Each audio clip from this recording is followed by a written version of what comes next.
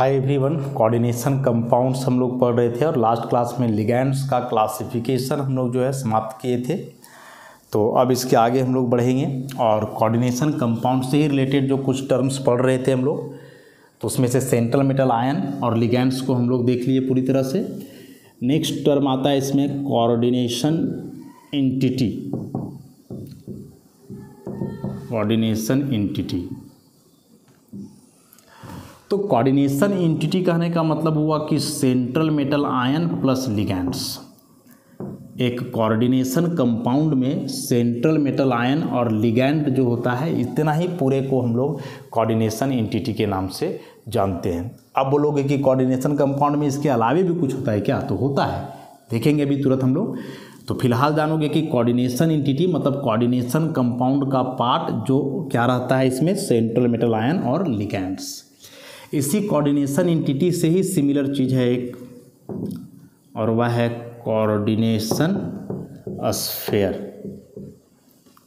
Coordination sphere, तो coordination sphere क्या हुआ कि यह जो सेंट्रल मेटल आयन और जो लिगैंड्स है मतलब कोऑर्डिनेशन एंटिटी, यह स्क्वायर ब्रैकेट के अंदर रहता है और इसी स्क्वायर ब्रैकेट वाले पोर्शन को ही हम लोग बोलते हैं कोऑर्डिनेशन स्फीयर। समझ गए बात को? तो coordination sphere means coordination entity enclosed with in square brackets, कि स्क्वायर ब्रैकेट्स के अंदर जो चीज़ बंद है एक कोऑर्डिनेशन कंपाउंड में, ये पूरे स्क्वायर ब्रैकेट वाले पोर्शन को ही कोऑर्डिनेशन स्फीयर बोलेंगे। मैंने देखोगे कि दोनों लगभग एक ही चीज़ है। यहाँ ब्रैकेट की बात नहीं किए हैं, यहाँ बस ब्रैकेट आ गया है कि central metal ion plus ligands coordination entity, और यही कोऑर्डिनेशन एंटिटी ब्रैकेट के अंदर आ जाए तो फिर इसी को हम लोग बोलते हैं कोऑर्डिनेशन स्फीयर। और जो यह कोऑर्डिनेशन स्फीयर है स्क्वायर ब्रैकेट के अंदर वाला, यह नॉन आयोनाइजेबल होता है। नॉन आयोनाइजेबल होने का मतलब हुआ कि यदि इसको आप वाटर में डिजॉल्व करोगे तो ये आयन में नहीं टूटेगा, ये जैसे है वैसा ही रहेगा। Central metal ion plus ligand ऐसे ही रह जाएगा, जैसे है वैसे ही रह जाएगा। समझ गए बात को? तो कोऑर्डिनेशन स्फीयर मतलब स्क्वायर ब्रैकेट के अंदर वाला पोर्शन जो कि नॉन आयोनाइजेबल है, वाटर में डिजॉल्व करने पर ये आयन में डिसोसिएट नहीं करेगा, जैसे है वैसे ही रह जाएगा। नेक्स्ट होता है इसमें आयोनाइजेशन स्फीयर। तो आयोनाइजेशन स्फीयर मतलब हुआ वह पोर्शन जो स्क्वायर ब्रैकेट के बाहर है, आउटसाइड द स्क्वायर ब्रैकेट। अब यह स्क्वायर ब्रैकेट के बाहर होगा तो स्क्वायर ब्रैकेट के बाहर मतलब इसके बाद भी हो सकता है, इसके पहले भी हो सकता है, तो बस स्क्वायर ब्रैकेट के बाहर होना चाहिए। तो द पार्ट और portion of A coordination compound which is present outside the square brackets, या फिर हम लोग बोलें कि कोऑर्डिनेशन स्फीयर के बाहर हो तो उसी को हम लोग आयोनाइजेशन स्फीयर बोलते हैं। यही आयोनाइजेशन स्फीयर को हम लोग काउंटर आयन भी बोलते हैं। इसी को हम लोग क्या बोलते हैं? काउंटर आयन भी बोलते हैं। और चूंकि इसका नाम ही आयोनाइजेशन स्फीयर है मतलब ये आयोनाइजेबल है। आयोनाइजेबल है मतलब ये आयन में टूटेगा। स्क्वायर ब्रैकेट के अंदर जो है वह आयन में नहीं टूटेगा, लेकिन स्क्वायर ब्रैकेट के बाहर जो है वह आयन में डिसोसिएट करेगा, वह आयन में टूटेगा। समझ गए बात को? एग्जाम्पल देखते हैं। इसके लिए एक एग्जाम्पल देखा जाए, जैसे FeH2O का होल 5 NOSO4, और एक जैसे ले लो K4 या फिर ले लो Na2NiCN का होल 4। ये दो कॉम्प्लेक्स हम लेते हैं। अब दोनों में यही सारा जो टर्म अभी हम लोग पढ़े हैं उसी को हम लोग लिखते हैं। तो इतना याद रखना कि जब स्क्वायर ब्रैकेट शुरू होगा तो स्क्वायर ब्रैकेट शुरू होते ही जो मेटल एटम दिखेगा, मेटल एटम जो दिखेगा स्क्वायर ब्रैकेट शुरू होते, वह मेटल एटम कहलाएगा सेंट्रल मेटल आयन, जो सेंटर में रहेगा। और इस सेंट्रल मेटल आयन के अलावे बाकी जितने भी बच गए स्क्वायर ब्रैकेट के अंदर, जितने भी सेंट्रल मेटल आयन के अलावे बाकी जितने भी बच जाएंगे स्क्वायर ब्रैकेट के अंदर, वे सारे कहलाते हैं लिगैंड्स। तो ये सभी सेम भी हो सकते हैं या अलग अलग भी हो सकते हैं, ये सारे लिगैंड्स। मैंने लिगैंड्स यहाँ दो हुआ, एक H2O हो गया, दूसरा NO हो गया। तो यहाँ बेसिकली NO प्लस के रूप में रहता है, देखेंगे आगे हम लोग ऐसा। अब ई जो स्क्वायर ब्रैकेट के बाहर है this is called counter ion. अब ये जो पूरा पोर्शन हुआ स्क्वायर ब्रैकेट के अंदर central metal ion plus ligand, इसी को हम लोग बोल रहे हैं कोऑर्डिनेशन स्फीयर, जो आयन में नहीं टूटेगा। और ये जो बाहर में है this is called ionisation sphere. मतलब इस कॉम्प्लेक्स को जब आप वाटर में डिजॉल्व करोगे तो ये ऐसे टूटता है, FeH2O का होल 5 NO 2+ HO4 2-। तो देखो स्क्वायर ब्रैकेट के अंदर जो था जैसे वैसे ही रह गया, ई खाली टूट गया आयन में ऐसे। तो आयोनाइजेशन स्फीयर आयोनाइजेबल है, स्क्वायर ब्रैकेट के जो बाहर रहेगा वो आयन में टूटेगा, और स्क्वायर ब्रैकेट्स के अंदर जो पोर्शन है वो कभी आयन में डिसोसिएट नहीं करेगा, वो कभी आयन में नहीं टूटेगा। वैसे इधर देख लो, इसमें से भी यह शुरू वाला हो गया सेंट्रल मेटल आयन, बाकी जो बचा ये हो गया लिगैंड, ये पूरा यहाँ से यहाँ कहलाएगा कोऑर्डिनेशन स्फीयर, ये कहलाएगा काउंटर आयन या इसी को बोलेंगे आयोनाइजेशन स्फीयर। तो जब इसको आप वाटर में डिजॉल्व करोगे तो फिर ऐसे टूटेगा 2Na+ NiCN का होल 4 पर 2-। तो देखो स्क्वायर ब्रैकेट के अंदर जो स्पीशीज था तो वैसे ही रह गया, यहाँ से निकेल अलग और CN अलग थोड़े हुआ। ये यदि ऐसे टूटता निकेल 2+ और 4 CN-, तब बोलते कि आयोनाइजेबल है, लेकिन ऐसे नहीं टूट रहा, जैसे था वैसे ही है, टूट रहा है बाहर वाला, इसलिए स्क्वायर ब्रैकेट के अंदर वाला पोर्शन नॉन आयोनाइजेबल हुआ, और जो बाहर पोर्शन है मतलब आयोनाइजेशन स्फीयर वो क्या होगा, आयोनाइजेबल होगा। तो ये सारे कॉमन से टर्म्स थे कोऑर्डिनेशन कंपाउंड से रिलेटेड। अब इसमें से अगला टर्म जो आता है वह है कोऑर्डिनेशन पॉलीहेड्रॉन। कोऑर्डिनेशन पॉलीहेड्रॉन, देखो जो अभी हम लोग पढ़े कि एक कोऑर्डिनेशन कंपाउंड में या कॉम्प्लेक्स कंपाउंड में बेसिकली वैल्यूबल दो ही हैं, सेंट्रल मेटल आयन और लिगैंड्स। इसके अलावे जो काउंटर आयन के बारे में पढ़े हुए उतने वैल्यूबल नहीं हैं। अब ये जो लिगैंड्स हैं इसके बारे में हम लोग पढ़े कि ये लिगैंड सेंट्रल मेटल आयन से जुड़ा होता है थ्रू कोऑर्डिनेट बॉन्ड। अब एक ही लिगैंड नहीं होता है, 2 हो सकते हैं, 3 हो सकते हैं, 4 हो सकते हैं, 5 हो सकते हैं, 6 हो सकते हैं, 8 हो सकते हैं, 10 हो सकते हैं, 12 हो सकते हैं, 20 हो सकते हैं, ऐसे करके कुछ भी हो सकते हैं। तो यदि ये लिगैंड्स बहुत ज़्यादा हैं, बहुत ज़्यादा मैंने 2-3 है या उससे ज़्यादा है, तो उस केस में क्या होता है कि ये लिगैंड्स मेटल से जुड़ करके एक डेफिनिट शेप बनाते हैं, एक डेफिनिट ज्योमेट्री बनाते हैं। और जो डेफिनिट शेप बनता है इसमें कई फेस होते हैं, मेनी फेसेस, और जिसमें बहुत सारा फेस हो जिस फिगर में, उसी को हम लोग बोलते हैं पॉलीहेड्रॉन। पॉली मतलब होता है एक से ज़्यादा, और हेड्रॉन माने हेड्रल मतलब फेस। तो एक कोऑर्डिनेशन कंपाउंड में जो बहुत सारे लिगैंड्स हैं वे सेंट्रल मेटल आयन से जुड़ते हैं, और जुड़ करके जो है एक पॉलीहेड्रॉन का फॉर्मेशन करते हैं, मतलब एक डेफिनिट शेप बनाते हैं जिसमें कई फेस होते हैं, और वही पॉलीहेड्रॉन को हम लोग बोलते हैं कोऑर्डिनेशन पॉलीहेड्रॉन। तो इसमें से 2 बहुत कॉमन है, इसमें से 2 बहुत कॉमन है, कौन कौन सा, तो टेट्राहेड्रॉन और ऑक्टाहेड्रॉन। डिटेल में दोनों को पढ़े हम लोग केमिकल बॉन्डिंग चैप्टर में, टेट्राहेड्रॉन और ऑक्टाहेड्रॉन। तो टेट्राहेड्रॉन मतलब क्या हो गया, टेट्रा माने 4, हेड्रॉन का मतलब फेस, तो 4 फेस इसमें, ऑक्टा माने 8, हेड्रॉन माने फेस, तो इसमें कितना हो गया 8 फेस। तो इसी को आप कैसे दिखाओगे, तो इसको ऐसे दिखाते हैं कि जैसे ही लिगैंड मेटल है, सेंट्रल मेटल आइटम, इसमें 4 लिगैंड जुड़े रहेंगे ऐसे, इस प्रकार से। अब इसी में 4 फेस दिखाने के लिए इसको हम लोग मिलाते हैं ऐसा। केमिकल बॉन्डिंग में इसको काफ़ी डिटेल में बताया गया है ऐसा, और ये हो गया यहाँ ऐसा। तो ये मिलाने के बाद जो देख रहे हो कि 4 ट्रायंगुलर फेस जो बन रहे हैं, मतलब ये जो 4 ट्रायंगल बन रहे हैं यही चारों इसका फेस है। देखो ये ट्रायंगल बना तो एक ही फेस हो गया, उसी प्रकार से देखो एक और बन रहा है दिस वन, तो दूसरा फेस हो गया।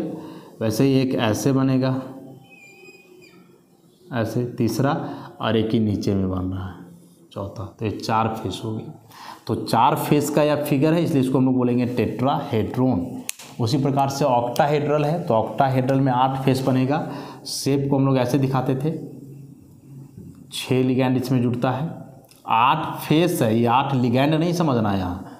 इसमें तो ठीक है कि 4 था तो 4 लिगैंड भी हो गया, 4 फेस भी हो गया, लेकिन ये 4 यहाँ जो है टेट्रा, तो ये 4 फेस के लिए आया है, लिगैंड के लिए नहीं आया है। उसी प्रकार से 8 यहाँ फेस के लिए, तो 8 फेस होगा, लिगैंड तो 6 ही होता है, ध्यान रखोगे इस बात को।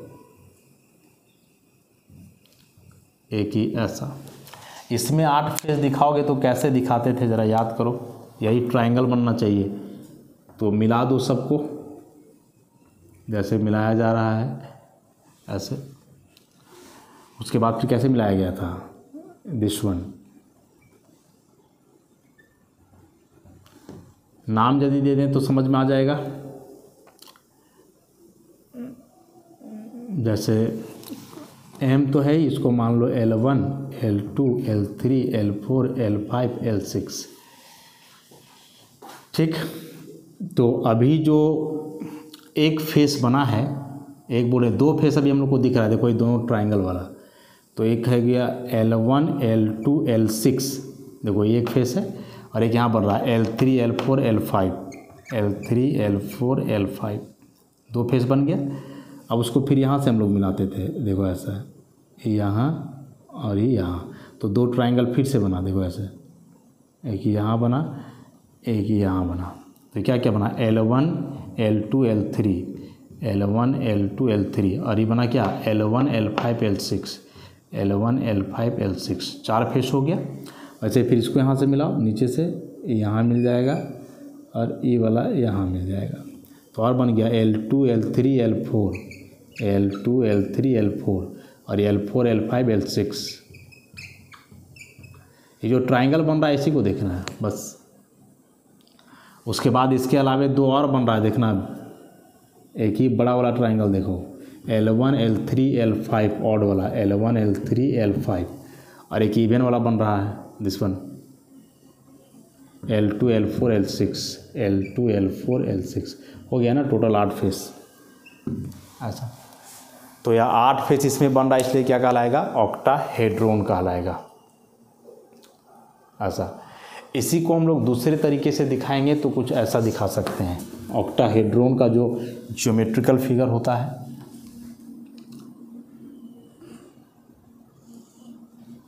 ऐसे हम लोग दिखाते हैं।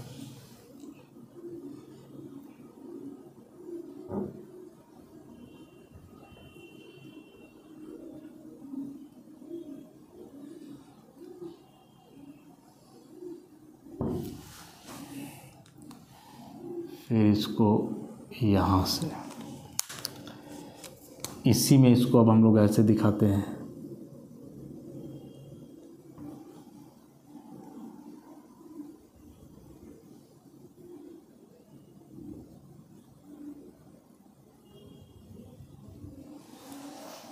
ई मिल जाता है यहाँ, और ई मिल जाता है यहाँ ऐसे। इसमें से इसको हम लोग बोल्ड लाइन से ही दिखाएं, ब्लैक वाला से,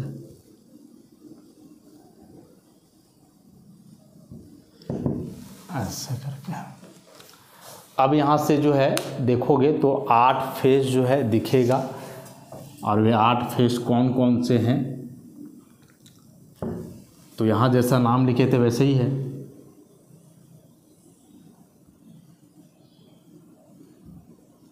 ऐसा फिगर बना है, ऐसे 8 फेस यहाँ बने हैं। तो यहाँ जो 8 फेस दिखाएं वही 8 फेस है। यहाँ देखो कैसे कैसे 8 फेस होगा, नाम दे दो ना कुछ। जैसे मान लो कि यहाँ ए है, बी, सी, डी, ई, और यहाँ मान लो एफ, तो 8 ट्रायंगल बनेगा ना जी। A B E, B C ई, इधर सी डी एफ, फिर यहाँ ए डी एफ,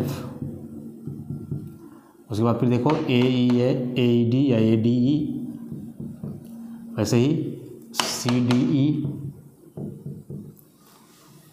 और दो और कौन कौन सा बच गया, ए बी ई हो ही गया, तो एक ही बच गया ए बी एफ और ऐसे बी सी एफ। देखो यही 8 ट्राइंगल जो बन रहे हैं 8 फेस है। तो ऐसे कई होते हैं, लेकिन जो मोस्ट कॉमन है वो क्या है, टेट्राहेड्रोन और ऑक्टाहेड्रोन, मतलब जिसमें 4 फेस बने और 8 फेस बने। तो लिगैंड्स सेंट्रल मेटल आयन से जुड़ करके जो है एक डेफिनिट शेप और ज्योमेट्री देते हैं, जिसमें कई फेस होते हैं और कई फेस हैं, इसलिए इसको बोला जा रहा है पॉलीहेड्रॉन। तो ये फेस की बात की है ना, यदि वर्टेक्स वगैरह की बात करोगे तो इसमें 1 2 3 4 वर्टेक्स हो गया, मैंने वर्टिसेस 4 हुए, और इसमें गिनोगे तो कितना हो जाएगा 1 2 3 4 5 6 वर्टेक्स। उसके बाद एज होता है, तो एज हम लोग इस लाइन को बोलते हैं, देखो ये जो लाइन खिंचा रहा है सो, तो 1 2 3 4 5 और 1 6 एजेज, और इसमें गिन लो कितना लाइन है, तो 12 लाइन दिखेगा, 12 एजेज 12 एजेज ऐसा। तो इसको जो है हम लोग ऐसे ही ध्यान में रखेंगे। मेन समझना था यहाँ बात को कि हेड्रॉन या पॉलीहेड्रॉन जो लिखा गया है इसका क्या मतलब है। अब आगे हम लोग चलेंगे क्लासिफिकेशन ऑफ कॉम्प्लेक्सेस की ओर।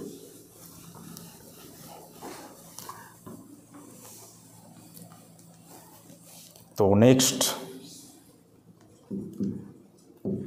Classification of complexes. आसान। तो सबसे पहले माने कई आधार पे कॉम्प्लेक्स को क्लासिफाई किए गए हैं। तो सबसे पहले यहाँ टाइप ऑफ लिगैंड के आधार पर, टाइप ऑफ लिगैंड के आधार पर, तो इसमें से आता है homoleptic and heteroleptic complexes. Homoleptic and heteroleptic complexes important है, एग्जाम में आता है जनरली, लेकिन है बहुत आसान सा चीज़। होमो का मतलब हम लोग जानते हैं ना, एक समान, यूनिफॉर्म, और हेटेरो मतलब जानते हैं अलग अलग, डिफरेंट। तो यदि किसी कॉम्प्लेक्स में एक ही प्रकार के लिगैंड हो तो वैसे कॉम्प्लेक्स को हम लोग बोलते हैं homoleptic complex. Only one kind of ligands, केवल एक प्रकार के लिगैंड होंगे तो ऐसे कॉम्प्लेक्स को होमोलेप्टिक कॉम्प्लेक्स बोला जाएगा। और इसमें हो गया डिफरेंट काइंड्स ऑफ लिगैंड या more than one kind of ligand, समझ लो, more than one kind of ligand. तो एक से ज़्यादा प्रकार का लिगैंड है तो हेटेरोलेप्टिक, और एक ही प्रकार का लिगैंड है तो होमोलेप्टिक कहलाएगा। यहाँ तो कोई दिक्कत तो नहीं होना चाहिए। अब कई एग्जाम्पल्स हैं, जैसे NiCO का होल 4, PtCl4 पर 2-, CONH3 का होल 6 पर 3+।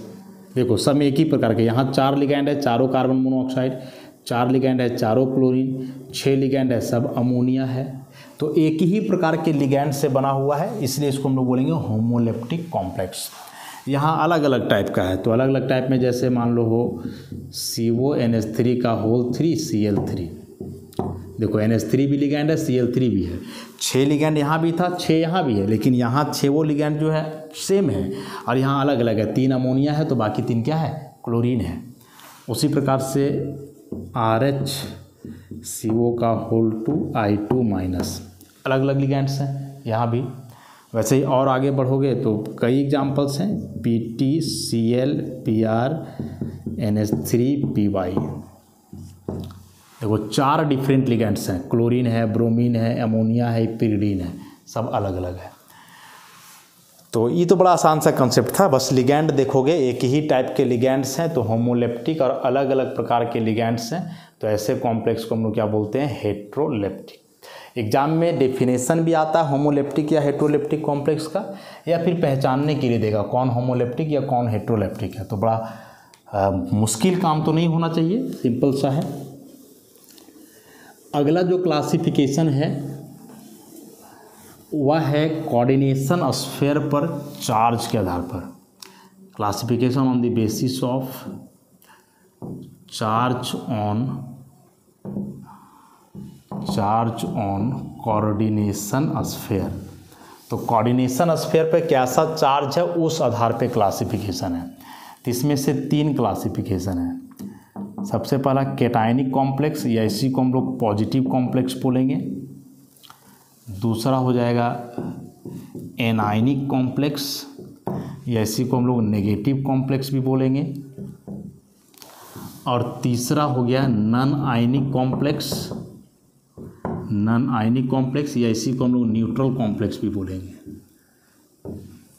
ऐसा देखो, एक तो नाम से जहाँ से पता चल रहा है कि पॉजिटिव कॉम्प्लेक्स या कैटायनिक कॉम्प्लेक्स है, इसका मतलब हुआ कि positive charge on coordination sphere, कि कोऑर्डिनेशन स्फीयर पे डायरेक्ट कैसा चार्ज होगा, पॉजिटिव चार्ज। यहाँ के अनुसार क्या हम लोग देख रहे हैं, negative charge on coordination sphere. Coordination sphere पे नेगेटिव चार्ज होगा। ये नॉन आयनिक न्यूट्रल है, इसका मतलब no charge on coordination sphere, no charge on coordination sphere.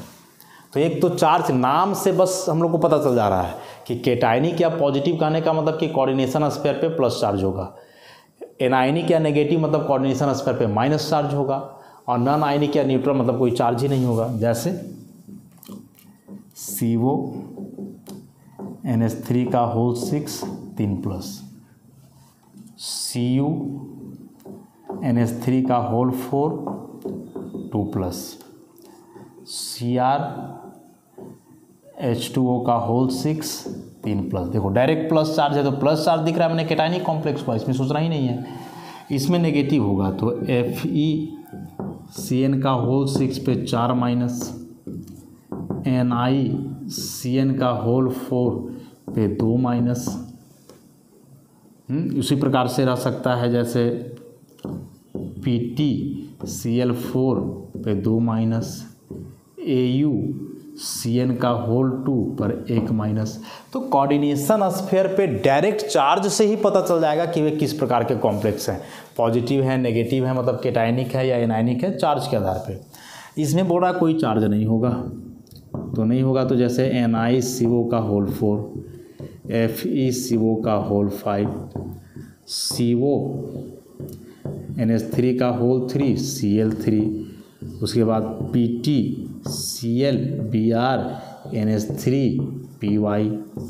ऐसे तो यहाँ कोऑर्डिनेशन स्फीयर पे कोई चार्ज नहीं है, इसलिए न्यूट्रल या नॉन आयनिक नेगेटिव चार्ज है, एनायनिक या नेगेटिव प्लस चार्ज है, मतलब कैटायनिक या फिर पॉजिटिव। कोई दिक्कत नहीं। तो यह था क्लासिफिकेशन। अब यदि डायरेक्ट चार्ज नहीं हो, क्योंकि कोई ज़रूरी नहीं कि हमेशा चार्ज ही रहे, डायरेक्ट चार्ज नहीं भी हो सकता है। तो यदि डायरेक्ट चार्ज नहीं रहेगा तब कैसे पहचानेंगे, तब इसको कैसे पहचानेंगे, तब का तरीका फिर इस प्रकार से है कि इसमें नेगेटिव काउंटर आयन होंगे आफ्टर स्क्वायर ब्रैकेट, कि स्क्वायर ब्रैकेट्स के बाहर, मतलब उसके बाद यदि कोई नेगेटिव काउंटर आयन है तब वो कैटायनिक हो जाएगा। इसी के अनुसार यदि इसको डिफाइन करोगे तो इसमें पॉजिटिव काउंटर आयन होंगे बिफोर स्क्वायर ब्रैकेट्स, और इसमें कुछ नहीं होगा, no species outside the square bracket. Square bracket के बाहर इसमें कोई स्पीसीज जो है नहीं होगा। तो एग्जांपल ज़रा देखें, जैसे CO NH3 का होल 5 Cl2, कोई चार्ज है नहीं, तो ऐसे तो नहीं पकड़ पाओगे। लेकिन देखो जो स्क्वायर ब्रैकेट है इसके बाहर क्लोरीन है, और क्लोरीन हम लोग जानते हैं कि क्लोराइड आयन होता है ना, ये नेगेटिव काउंटर आयन है। तो स्क्वायर ब्रैकेट के बाद यदि कुछ रहा बाहर में तो भी वह क्या होगा, केटायनिक। क्यों केटायनिक होगा, तो हम बताएं कि यदि इसको तुम वाटर में डिजॉल्व करोगे तो वाटर में डिजॉल्व करने से क्या होता है कि जो ब्रैकेट के बाहर है वो आयन में टूटता है। तो ये आयन में टूटेगा तो ये 2 Cl- बनाएगा, और जब Cl- बाहर हो रहा है तो ऑब्वियसली इस बचे हुए कॉम्प्लेक्स पे कौन सा चार्ज आ जाना है, प्लस चार्ज। ऐसे समझ रहे हो। तो इसमें शुरू में चार्ज नहीं रहेगा, लेकिन मतलब वही है कि वाटर में डिजॉल्व करने के बाद इस पर भी कहीं ना कहीं से कोई ना कोई चार्ज आएगा। तो इस चार्ज के आधार पे हम लोग यहाँ भी समझ लेंगे। वैसे इसमें K4FeCN6 कोई चार्ज नहीं दिख रहा है, लेकिन स्क्वायर ब्रैकेट के पहले पॉजिटिव काउंटर आयन है। देखो पोटासियम पे प्लस होता है, ये बात हम लोग जानते हैं। तो जब इसको तुम वाटर में डिजॉल्व करोगे तो क्या बताए कि जो ब्रैकेट के बाहर है वो आयन में टूटता है, तो चारों आयन में टूट जाएगा 4K+, और जब 4+ टूट करके बाहर हुआ तो जाहिर सी बात है कि जो बचा हुआ स्पीसीज है इस पे 4- आ जाएगा। ऐसे तो 2 तरीका हुआ, एक तो डायरेक्ट चार्ज दिख जाए कोऑर्डिनेशन स्फीयर पे, या फिर चार्ज नहीं हो तो स्क्वायर ब्रैकेट के बाद कुछ रहा तो केटायनिक कॉम्प्लेक्स, उसके पहले कुछ रहा तो एनायनिक कॉम्प्लेक्स। मैंने इतना याद रखना ना कि उसके पहले मेटल है तो मेटल पे प्लस होता है तो उल्टा कि माइनस बचेगा, यहाँ नॉन मेटल पे माइनस होता है तो फिर क्या बचेगा, प्लस बच जाएगा। तो यही 2 तरीका है। और इसमें तो ना कोई चार्ज है ना कोई आगे पीछे है, तो ये आयोनाइज भी नहीं करेगा, तो जैसा शुरू में है वैसा ही रह जाएगा, इस पर चार्ज कभी आएगा ही नहीं। अच्छा, अब ये बहुत ज़रूरी पड़ जाएगा, ये पॉजिटिव नेगेटिव कॉम्प्लेक्स पहचानना जो है बहुत ज़रूरी हो जाएगा जब हम लोग नॉमेनक्लेचर करेंगे कोऑर्डिनेशन कंपाउंड का, IUPAC नाम लिखेंगे कोऑर्डिनेशन कंपाउंड का, तब बहुत ज़्यादा इंपॉर्टेंट हो जाएगा। वहाँ जो कोऑर्डिनेशन कंपाउंड का नाम लिखा जाता है IUPAC नाम, वह इसी के आधार पे, उसमें पॉजिटिव और न्यूट्रल कॉम्प्लेक्स का नाम एक जैसा होता है, नेगेटिव का अलग होता है। तो वहाँ पहचानना पड़ जाएगा कि कॉम्प्लेक्स पॉजिटिव है, नेगेटिव है या न्यूट्रल है, क्योंकि नाम उस पर डिपेंड करता है। और इसका एकदम आसान सा तरीका हम बता दिए कि डायरेक्ट चार्ज है तब तो कुछ दिक्कत ही नहीं है, चार्ज नहीं है तो इसको याद रखना, स्क्वायर ब्रैकेट के बाद में कुछ है लास्ट में तो केटायनिक, शुरू में ही पहले ही है तो एनायनिक, कुछ नहीं है तो न्यूट्रल तो हो गई। ठीक है, तो एक इसमें से और इम्पॉर्टेंट बच जाता है चिलेटिक कॉम्प्लेक्स, जो थोड़ा बड़ा सा कंसेप्ट है और इम्पॉर्टेंट भी है, तो उसको हम लोग नेक्स्ट लेक्चर में करेंगे। आज के लिए इतना ही, धन्यवाद।